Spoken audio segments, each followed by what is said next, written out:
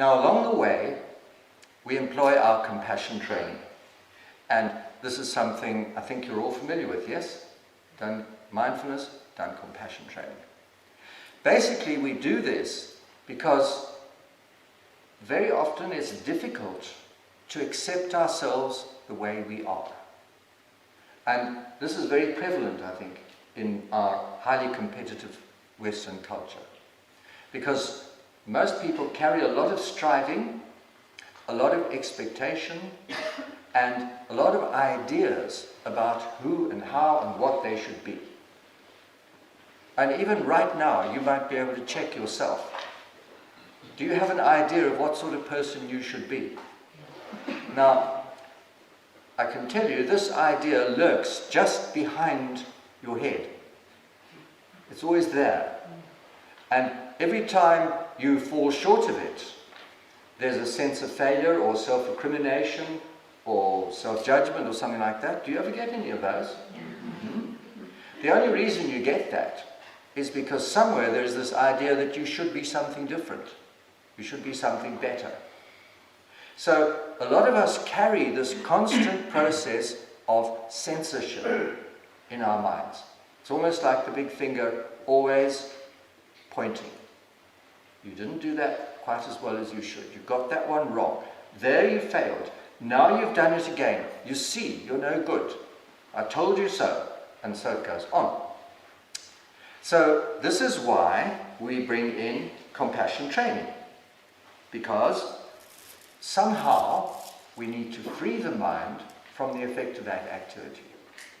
If we don't, our mindfulness sessions end up becoming beating up sessions. We just beat ourselves up. So, through our compassion training, we accept whatever the mind does, it's okay. There's nothing wrong. And you can repeat this to yourselves, as I'm sure a lot of you have already done. Nothing wrong. There's nothing right, nothing wrong. It's just the way it is. Now, it could take you a lifetime to learn this simple one. But there is nothing wrong with you. How many of you feel there's something wrong with you?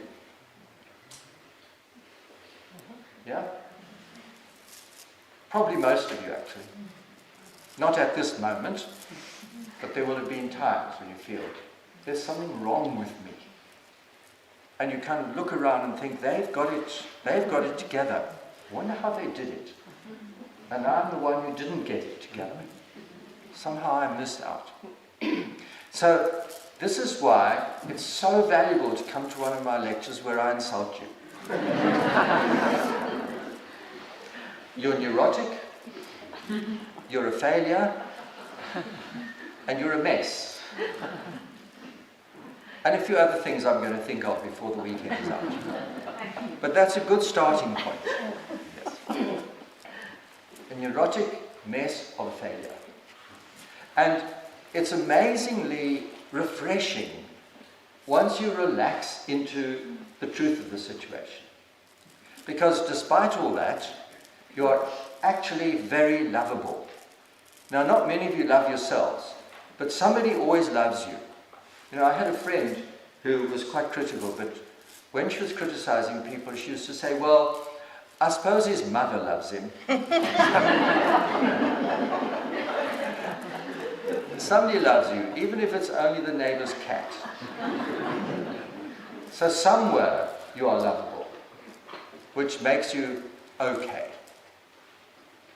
So it's okay to be a neurotic mess who has failed. That's the way life is.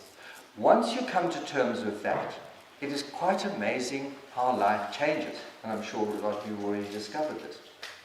It's just so much easier to go through life. Because when somebody insults you, it doesn't work.